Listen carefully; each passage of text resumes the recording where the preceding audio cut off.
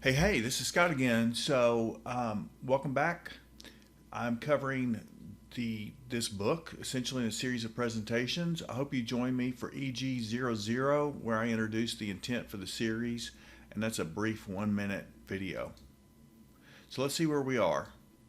So this one, we're going to talk about just real quickly a vignette out of the book on leadership failures and hands-off leaders. So this is EG10.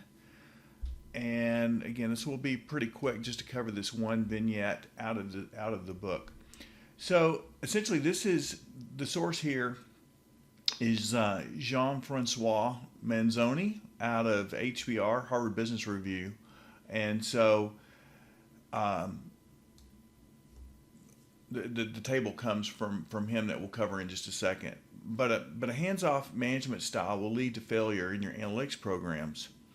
Um, a leader must be involved and identify the organization's success factors, and then by leadership working with AI and analytics teams together, they translate these success factors into critical analytics capabilities, right? And then the AI and analytics team work through the data challenges and build the right technology to support the analytics capabilities.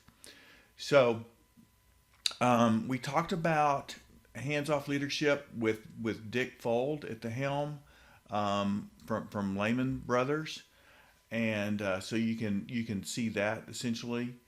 Um, but if you contrast great leaders versus the rest of the pack, great leaders are hands-on in their management style. They don't sit just in the C-suite in the boardroom.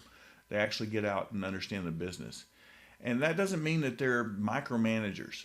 Um, they're just involved in the details of the business. If you look at Steve Jobs, Jack Welch, Bill Gates, Elon Musk, these are examples of leaders that could have played king and let others run the businesses in their later years.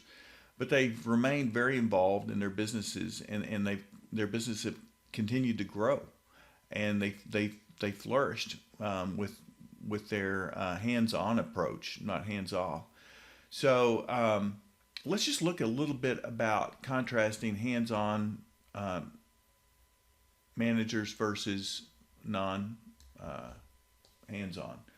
So hands-on managers, they have a deep understanding of the business with highly granular knowledge of the details, and contrast it to a hands-off manager. So they have limited command of the details.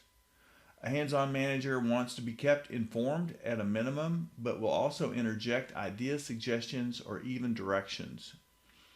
A hands-off manager does not make much effort to get involved um, in the action plans from employees or insist on being kept up to speed. So, lastly, the hands-on manager follows up on agreed actions to ensure, this is so critical, to ensure expected outcomes. And the hands-off manager, they don't invest much time in following up on agreements. Essentially, the employees are trusted to implement the agreed plans and signal when they need help. Essentially, the manager just moves on. So, I mean, it's pretty simple in just covering this, but obviously the devil is in the details here.